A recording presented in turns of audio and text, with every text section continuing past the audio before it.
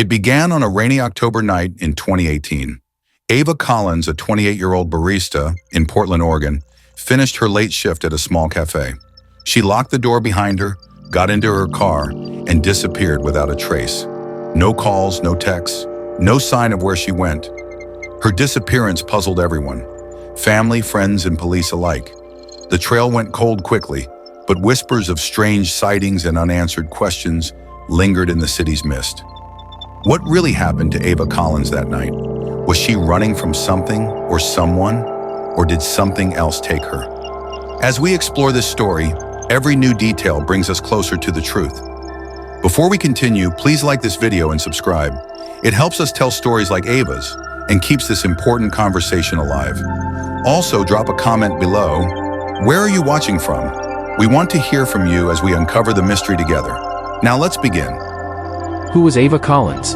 That's the question everyone asked when she vanished. But the truth is, not many people really knew her. Not the real her, anyway. Ava grew up in a small town outside Portland. Her childhood was ordinary. Maybe too ordinary. She was the middle child in a family of 5. Her parents worked regular jobs. Her siblings went to regular schools. Nothing about her early years suggested anything unusual would ever happen to her. But life has a way of changing people, doesn't it? When Ava turned 23, she moved to Portland. She wanted independence. She wanted a fresh start.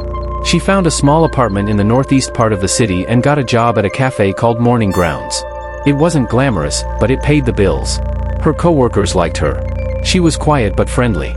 She smiled when customers came in, remembered their orders, made small talk about the weather. The kind of person you'd see every day but never really notice. But in the months leading up to that October night, something changed. Sarah Martinez worked the morning shifts at Morning Grounds. She knew Ava better than most. And she noticed things others didn't. Ava started showing up to work looking tired. Really tired. Like she hadn't slept in days. Dark circles under her eyes. Hands shaking when she poured coffee. Sarah would ask if she was okay, and Ava would just nod. Say she was fine. But her smile didn't reach her eyes anymore. Then came the phone calls. Ava would step outside during her breaks, phone pressed to her ear, voice low. Sarah couldn't hear what she was saying, but she could see Ava's body language. Tense shoulders. Pacing back and forth. Sometimes Ava would run her hand through her hair like she was stressed out of her mind. Who was she talking to? Sarah asked once. Ava brushed it off. Said it was just family stuff. Nothing to worry about. But the calls kept coming. And Ava kept stepping outside to take them. Other coworkers noticed too. Marcus, who worked the evening shifts with Ava, said she seemed distracted. Like her mind was somewhere else. She'd mess up orders she normally got right. Forget to refill the sugar. Small things, but unusual for someone who'd been doing the job for years. And then there was the relationship. Ava had been dating someone. At least, that's what people assumed. She never talked about it directly, but there were signs. She'd check her phone constantly. Smile at certain texts. Then suddenly, around August of 2018, the smile stopped. Marcus remembered one shift in particular. Ava was closing up, and her phone buzzed. She looked at the screen and her whole face changed. Fear. That's what Marcus saw. Pure fear. He asked what was wrong. Ava shook her head. Put the phone away. Said it was nothing. But it wasn't nothing, was it? In early September, Ava started working even more late shifts. She volunteered for them. Sarah thought maybe she needed the money. But looking back now, maybe Ava was avoiding going home. Maybe she felt safer at work, surrounded by people, than alone in her apartment. What was happening in Ava's life that she couldn't tell anyone about? Her family noticed changes too. Ava's younger sister, Emma, said they used to talk on the phone every week. But those calls became less frequent. When they did talk, Ava seemed distant. Distracted. Emma would ask if everything was okay, and Ava would give the same answer she gave everyone else. I'm fine. Just busy. But Emma knew her sister. And she knew something was wrong. Then came the text message. 3 days before Ava disappeared, she sent a message to Emma. It was late at night. Past midnight. The message was short, but it stuck with Emma. I can't keep doing this. Emma texted back immediately. Asked what she meant. Asked if she needed help. But Ava never responded. The next morning, when Emma called, Ava acted like nothing happened. Said she was just tired. Said she didn't remember sending the message. But you don't forget sending a message like that, do you? Emma wanted to drive to Portland. Check on her sister in person. But Ava insisted she was fine. Told Emma not to worry. Promised they'd visit soon. That promise was never kept. Looking back, everyone who knew Ava could see the signs. The stress. The fear. The secrets she was keeping. But at the time, no one knew how serious it was. No one knew that Ava was counting down to something. Something she couldn't escape. What was Ava hiding? Her co-workers didn't know.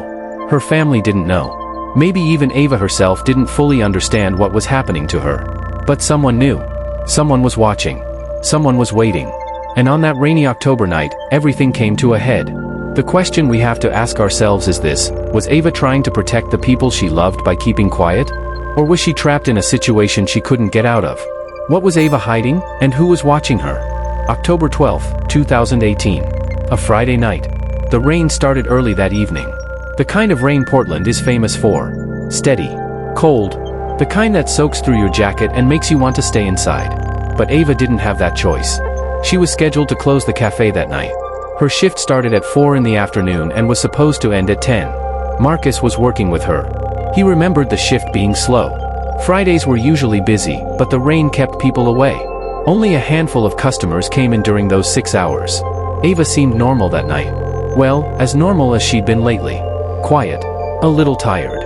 But she did her job. Made drinks. Cleaned tables. The usual routine. Around 9:30, the last customer left. Marcus and Ava started closing up. Wiping down counters. Putting chairs on tables. Counting the register. Marcus said they didn't talk much. Ava had her earbuds in, listening to music while she worked. He remembered thinking she seemed a little more relaxed than usual. Like maybe whatever had been bothering her was starting to pass. He couldn't have been more wrong. At exactly 9:57, Ava clocked out. Marcus remembered because he checked his phone at the same time.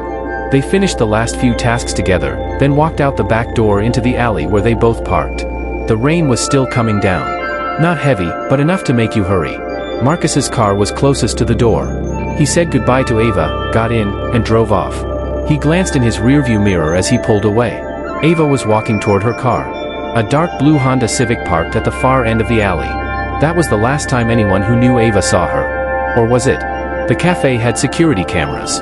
2 of them. One pointed at the front entrance, the other at the back door leading to the alley. When Ava's family reported her missing 3 days later, police pulled the footage immediately. What they saw raised more questions than answers. The camera showed Ava leaving through the back door at 9:58. She had her purse over her shoulder, phone in her hand. She walked toward her car, head down against the rain. So far, everything looked normal. But then something happened. Something the camera barely caught. Ava stopped walking. She was about halfway to her car when she stopped. She turned her head, looking at something off camera.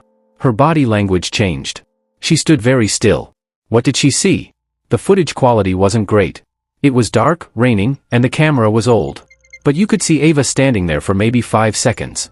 Then she started walking again. Faster this time. Almost rushing. She reached her car. Got in.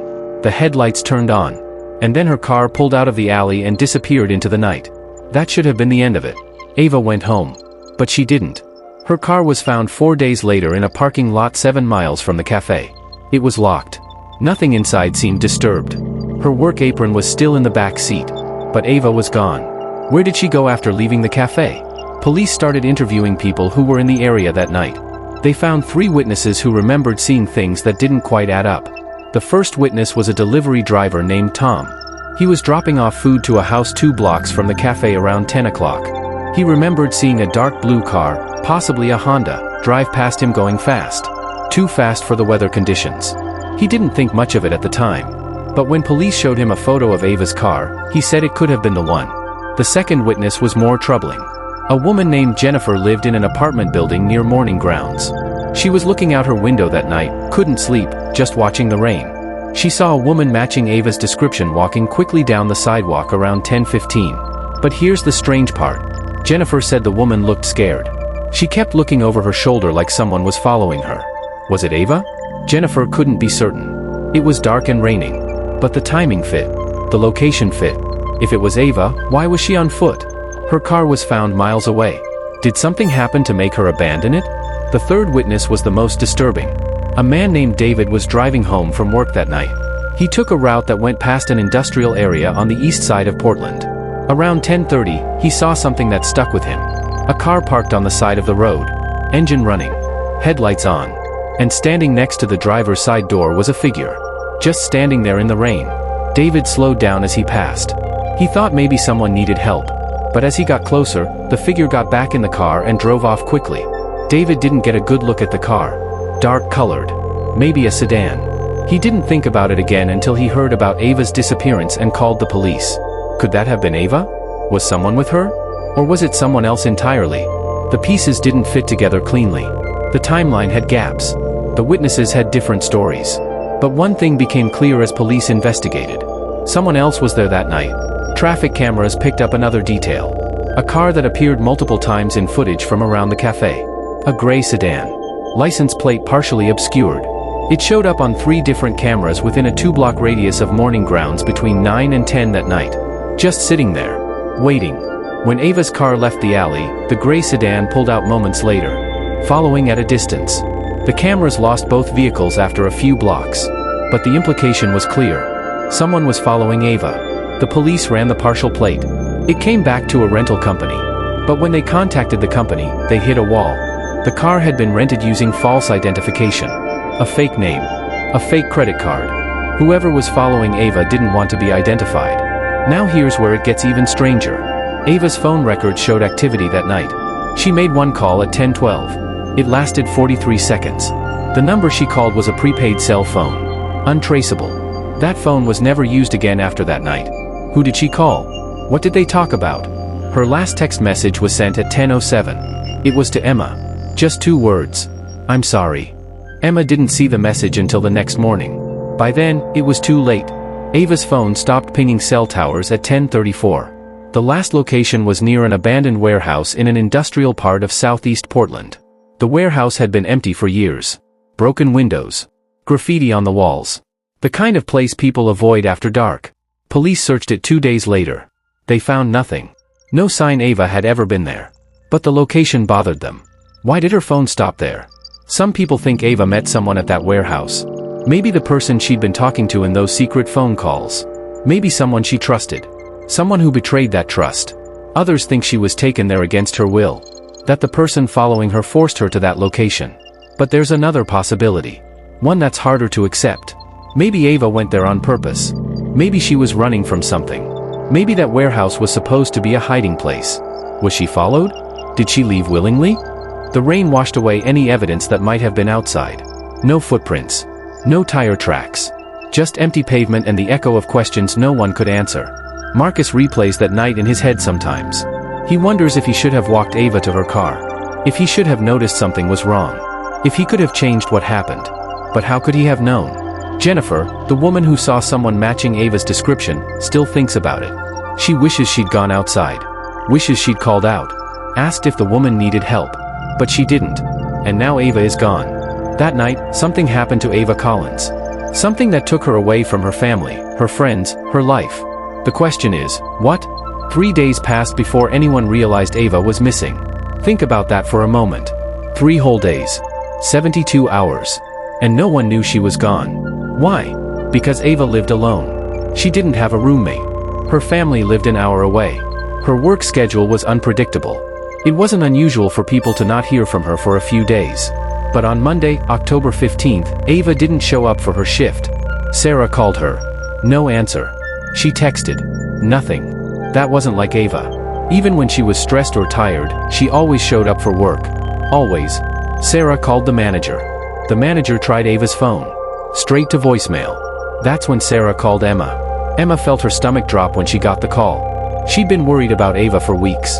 That strange text message, "I can't keep doing this," had been bothering her. And now Ava wasn't answering her phone. Emma drove to Portland immediately. She had a key to Ava's apartment. When she got there, she found the door locked. She went inside. Everything looked normal. Too normal. The bed was made. Dishes were washed. Mail was stacked on the counter. But Ava's purse wasn't there. Neither was her phone or car keys. Emma called the police. The first officer who responded didn't seem concerned. "Adults go missing all the time," he said. "Usually they turn up. Maybe she went on a trip. Maybe she needed space." But Emma knew better. Ava wouldn't just leave. Not without telling anyone. It took another day before the police took it seriously. By then, it was Tuesday. 4 days since Ava vanished. 4 days of lost time. 4 days where the trail got colder. Once they started investigating, they moved fast. They pulled security footage, interviewed witnesses, tracked her phone, found her car. But Ava herself? No sign. The official search began on Wednesday. Police searched the area around the warehouse where her phone last pinged. They brought in search dogs, checked nearby buildings, looked through dumpsters and under bridges. Nothing. They issued a press release. Local news picked up the story. Ava's photo appeared on television. The headline read, "Portland woman missing after leaving work." That's when things got weird. Within 48 hours of the news breaking, tips started coming in. Lots of them. People claimed they'd seen Ava. Different places. Different times. Some of the tips seemed credible. Others were clearly false. But each one had to be checked. The first sighting came from a gas station clerk in Gresham, a town just east of Portland. He said a woman matching Ava's description came in on Saturday night, 2 days after she disappeared. She bought bottled water and an energy bar. Paid in cash. Didn't say much. Left quickly. Police checked the security footage. The woman in the video had similar hair and build to Ava. But the image was grainy. Hard to say for certain. Was it her? Then came more reports. A waitress at a diner in Vancouver, Washington said she served someone who looked like Ava on Sunday morning. The woman was alone. Seemed nervous. Kept looking at the door like she was expecting someone. A driver for a rideshare company called in. Said he picked up a passenger matching Ava's description near the Portland airport on Monday. She asked to be dropped off at a hotel. Didn't give a name. Paid through the app. Each sighting was investigated. Each one led nowhere. But the tips kept coming. And with them came something else. Something that spread faster than the official investigation. Social media. Someone created a page called Find Ava Collins. It started small. Just Emma and a few friends sharing Ava's photo. Asking people to keep an eye out. But within days, thousands of people had joined. They shared the posts. Commented with theories. Posted their own supposed sightings. Some people were genuinely trying to help. Others were just curious. And some were making things up for attention. Photos started appearing online. Blurry images taken from a distance. Someone would claim they saw Ava at a bus stop, at a grocery store, walking down a street. Most were cases of mistaken identity. Women who looked vaguely like Ava but clearly weren't her. But one photo was different. It was posted to the page on Thursday night. No caption. Just a photo. Taken with a cell phone from inside a car. It showed a woman standing on a street corner in downtown Portland. Brown hair. Similar height and build to Ava. Wearing a dark jacket. The angle made it hard to see her face. But there was something about her posture. The way she stood. Emma saw the photo. Her heart stopped. She called the police immediately. They tried to trace who posted it. The account was fake. Created just to post that one photo. No other activity. No way to identify the person behind it. They analyzed the image. Tried to determine where it was taken. Street signs in the background helped them narrow it down to a 3-block area downtown. But by the time they got there, whoever the woman was, she was gone. Was it Ava? Emma wanted to believe it was. Wanted to believe her sister was alive somewhere. But the police weren't sure. The image was too unclear. Then came the footage. A small convenience store on the east side of Portland had security cameras. The owner saw Ava's story on the news and checked his recordings from the past week. He found something. On Saturday night, a woman came into the store. She kept her head down. Bought a prepaid phone card. Paid in cash. Left quickly. The owner sent the footage to police. When they watched it, they froze. The woman's face was partially visible. And she looked remarkably like Ava. But there was something else in the footage. Something that made investigators stop and rewind. In the background, through the store window, you could see the parking lot. And there, partially hidden behind another car, was a figure. Just standing there. Watching. The quality wasn't good enough to make out details. But the person stood perfectly still. Like they were waiting for the woman inside to come out. When she left the store, the figure moved. Followed her out of frame. Who was that? Police tried to enhance the image. But the resolution was too poor. All they could determine was that it appeared to be a man. Average height. Dark clothing. The footage raised more questions than answers. If that was Ava in the store, was she being followed? Was she in danger? Or was the figure someone she knew? Someone she was meeting? And if it wasn't Ava, then who was it? Why did they look so much like her? The sightings continued for weeks. Each one investigated.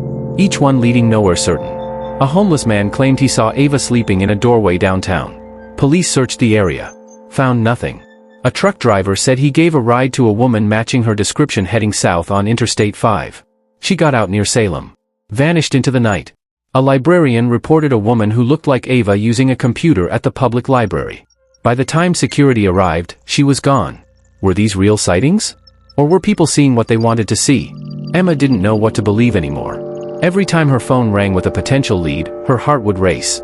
And every time it turned out to be nothing, a little more hope died. But she couldn't give up. She wouldn't. The online community kept growing. People from all over the country joined. Some claimed to be psychics who could sense where Ava was. Others were armchair detectives trying to solve the case from their computers. Most meant well. But some made things worse. They spread rumors. Accused innocent people. Created wild theories with no evidence. One theory that gained attention was that Ava had planned her own disappearance. That she wanted to start over somewhere new. Leave her old life behind. Emma hated that theory. Her sister wouldn't do that. Wouldn't put the family through this pain. But others pointed to the evidence. The text saying, "I'm sorry." The stress in the weeks before. The secret phone calls. Maybe Ava did leave on purpose. Maybe she's out there somewhere, living a new life. But that doesn't explain the person following her. Doesn't explain the fear people saw in her eyes. 3 weeks after Ava disappeared, the sightings slowed down. The news moved on to other stories. The social media page got quieter. But Emma never stopped looking.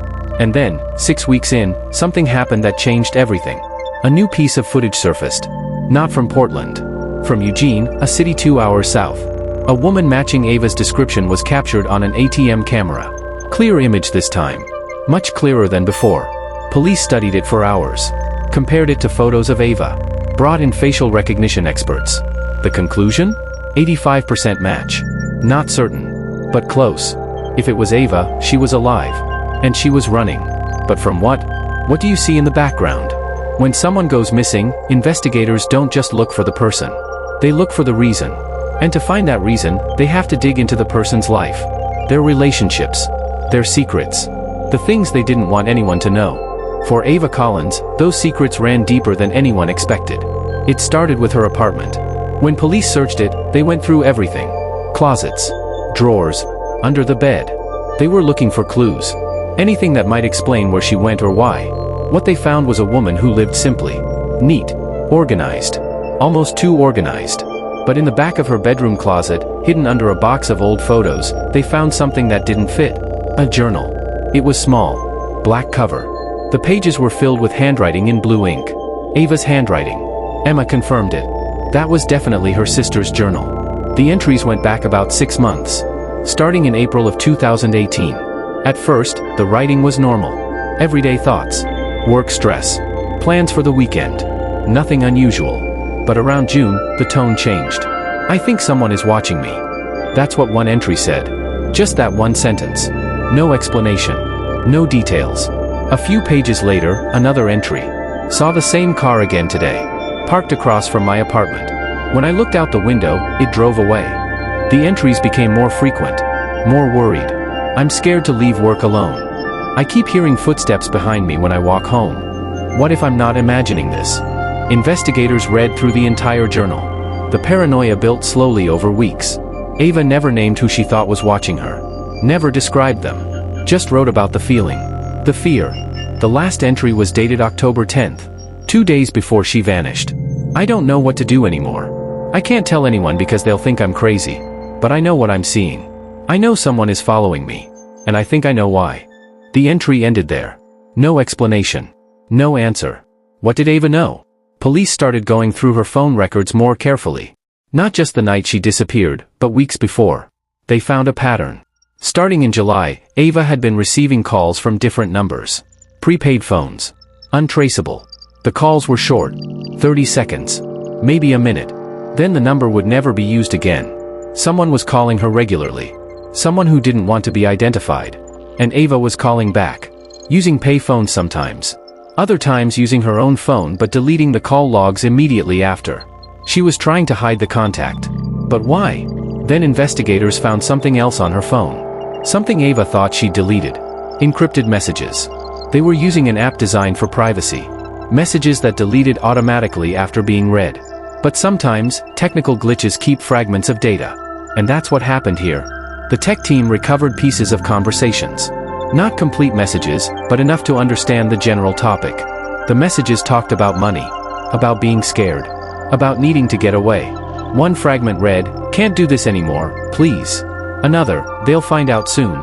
A third, "I never wanted this." Who was Ava talking to? And what was she involved in? Police started looking at her financial records, bank statements, credit cards, looking for unusual activity. What they found surprised everyone. 3 months before she disappeared, Ava started making cash withdrawals. Small amounts. $50 here, $100 there. Never enough to raise red flags, but frequent. Over those 3 months, she withdrew nearly $3,000 in cash.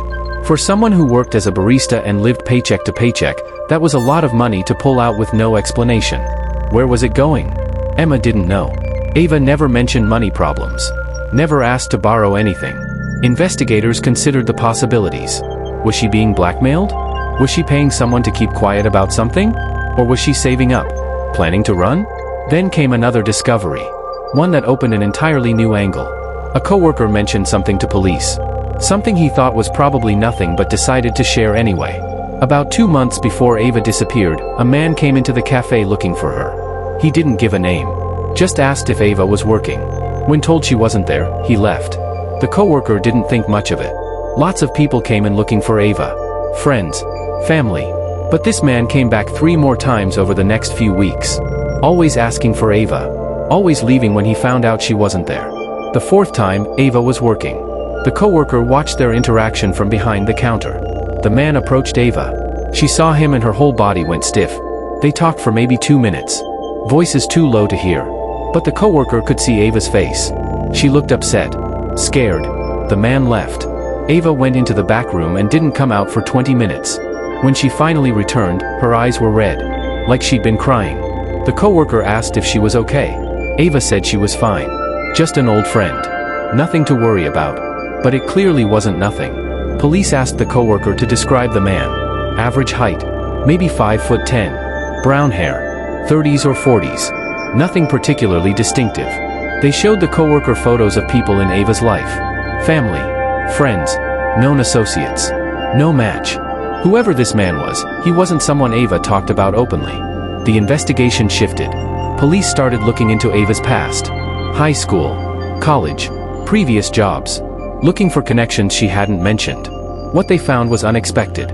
3 years before she moved to Portland, Ava had worked at a different cafe in a small town outside Seattle. She'd only been there for about 6 months before suddenly quitting and moving. Her former boss remembered her. Said she was a good worker. Reliable. But something had happened near the end of her time there.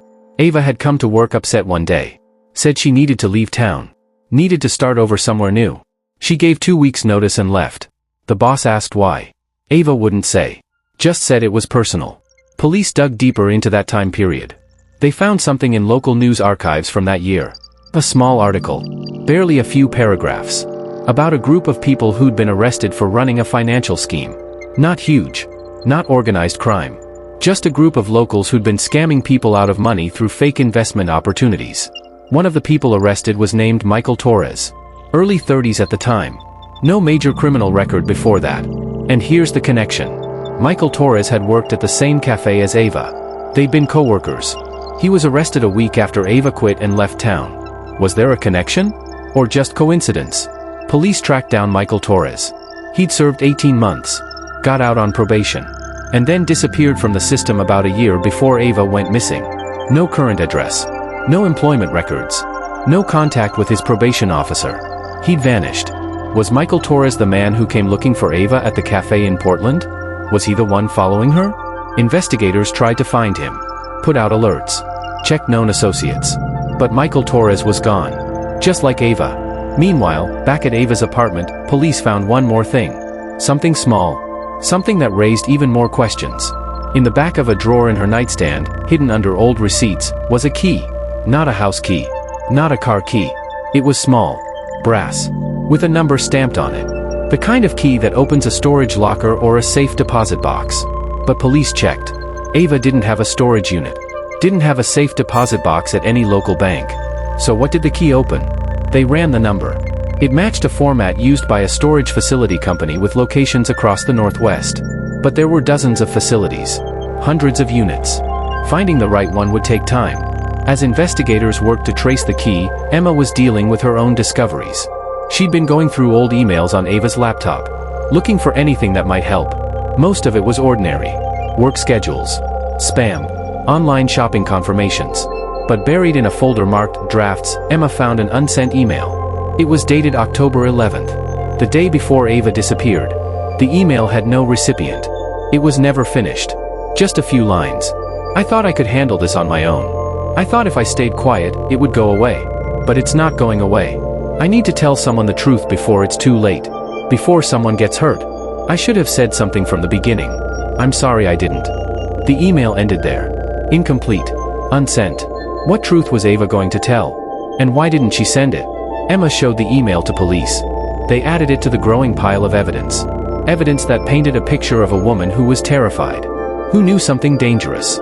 Who was trying to protect herself but didn't know how. The investigation was expanding. More questions. More leads. More dead ends. But one thing was becoming clear. Ava Collins wasn't just a barista who vanished after work. She was a woman with secrets. A past she was trying to escape.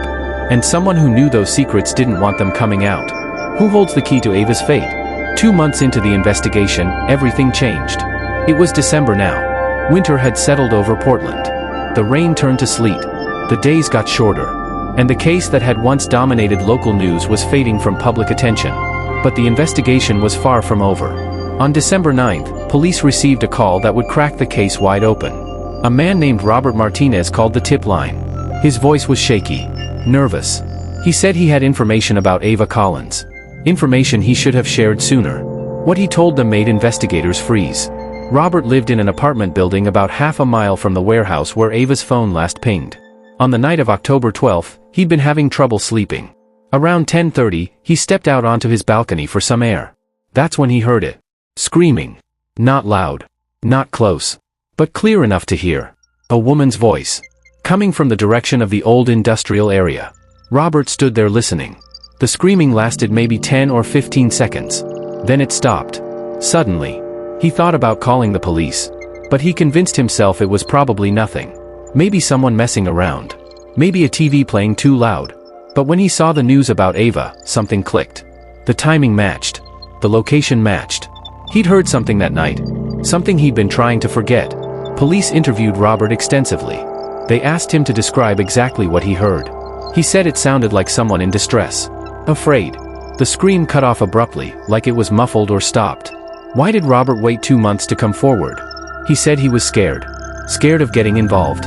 Scared he might have heard something terrible and done nothing.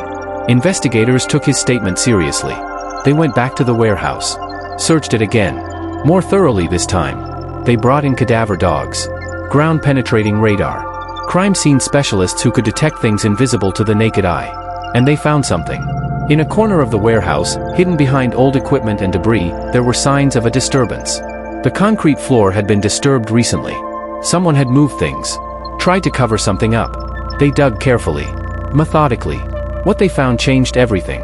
Buried beneath a thin layer of concrete and dirt, they found personal items. A phone. Broken and water damaged, but still identifiable. It was Ava's phone. But there was something else. Something that sent chills through the investigation team. Bloodstains. Not a lot. But enough. DNA testing would take weeks, but the investigators had a sinking feeling they knew whose blood it was. The warehouse wasn't just the last place Ava's phone pinged. It was a crime scene. Now the investigation shifted completely. This wasn't a missing person case anymore. This was something much darker. Police brought in homicide detectives. Forensic experts. They processed every inch of that warehouse. They found more evidence. Tire tracks outside that matched the gray sedan from the traffic cameras. Footprints. 2 sets. One smaller, likely a woman's. One larger. There had been a struggle. That much was clear. But where was Ava? The detectives worked around the clock. They re-interviewed everyone connected to the case. Went back through all the evidence with fresh eyes. And they focused on one person, Michael Torres. Remember him? The man Ava worked with years ago. The one who'd been arrested for fraud and then vanished. Police put out a nationwide alert. His photo was sent to every law enforcement agency in the country. They checked border crossings, airport records, bus stations, and then they got a hit. 3 days after finding evidence at the warehouse, facial recognition software flagged Michael Torres at a bus station in Sacramento, California. Local police were dispatched immediately. They found him sitting in the waiting area, a backpack at his feet, waiting for a bus to Los Angeles. When officers approached, he didn't run. Didn't resist. He just sat there, staring at the floor. They arrested him on the spot. Back in Portland, detectives prepared for the interrogation of their lives. This man might hold all the answers. He might know exactly what happened to Ava Collins. The interrogation lasted 7 hours. Michael Torres said nothing at first. Just sat there, arms crossed, eyes downcast. But slowly, piece by piece, his story started to come out. He admitted he knew Ava. Admitted they'd worked together years ago. But he claimed their relationship was more complicated than anyone knew. According to Michael, he and Ava had been involved in the financial scheme together. Both of them. It wasn't just him. When the authorities started investigating, Ava got scared. She made a deal. Agreed to testify against the others in exchange for immunity. Michael went to jail. Ava walked free. He said he didn't blame her at first. Understood she was trying to protect herself. But during his time in prison, something changed. He started to resent her. Started to think she'd used him. When he got out, he tracked her down. Found out she'd moved to Portland. Started a new life. He wanted her to know he hadn't forgotten. That there were consequences for what she'd done. The phone calls. The following. The fear Ava felt in those final months. It was all him. But here's where his story got complicated. Michael admitted to following Ava. Admitted to confronting her at the cafe. Admitted to being in Portland the night she disappeared. But he denied hurting her. He claimed he was trying to talk to her. Trying to get her to admit what she'd done. Make things right somehow. On that October night, he said he followed her from the cafe. She saw him and panicked. Drove to the warehouse to confront him. To tell him to leave her alone. They argued. Things got heated. Ava was scared, crying, begging him to go away. And then, Michael claimed, she ran. She ran out of the warehouse into the rainy night. Got into her car and drove off. He said that was the last time he saw her. That he left Portland the next day, scared of what might happen if anyone found out he'd been there. The detectives didn't believe him. Too many pieces didn't add up. The blood at the warehouse. Ava's phone buried in the ground. The screams Robert heard. Michael Torres was lying. They were sure of it. But without a body, without more concrete evidence, they couldn't prove exactly what happened that night. They charged him with harassment and stalking. Violations of his probation. Enough to keep him in custody while they built a stronger case. And they kept searching for Ava. Meanwhile, the news broke. Michael Torres had been arrested in connection with Ava's disappearance. The story was back in the headlines. Emma felt a mix of emotions. Relief that someone had been caught. Horror at learning Ava had been living in fear for months. Devastation that they still didn't know where her sister was. The community rallied. More volunteers joined search efforts. Tips poured in again. And then, 3 weeks after Michael's arrest, a breakthrough. A hiker found something in a wooded area about 30 miles outside Portland. Partially hidden under fallen leaves and brush. Clothing. A jacket. And inside the pocket, an ID card. Ava's ID. Police descended on the area. Brought in every resource they had. They searched for days. Every inch of those woods. And finally, they found her. Are the answers closer than anyone expected? The discovery of Ava Collins ended the search. But it didn't end the questions. The medical examiner determined that Ava had died on the night she disappeared. The cause was trauma consistent with an attack. She'd been struck multiple times. The injuries suggested a violent confrontation. Everything pointed to the warehouse being the primary scene. Ava had died there, or shortly after leaving. Her body had been moved to the woods and hidden. With this evidence, police re-interrogated Michael Torres. And this time, faced with overwhelming proof, his story changed. He admitted it. All of it. He'd followed Ava to the warehouse that night. Confronted her about the past. About what he saw as her betrayal. Ava tried to reason with him. Tried to explain she'd had no choice. That she was scared back then too. But Michael was beyond reason. Years of anger and resentment had built up. And on that rainy October night, it all came out. They argued. The argument became physical. Michael claimed he didn't mean for it to go as far as it did. That he just wanted her to understand. To apologize. But Ava fought back. Tried to get away. And in the struggle, Michael lost control. When it was over, Ava was gone. And Michael panicked. He took her body.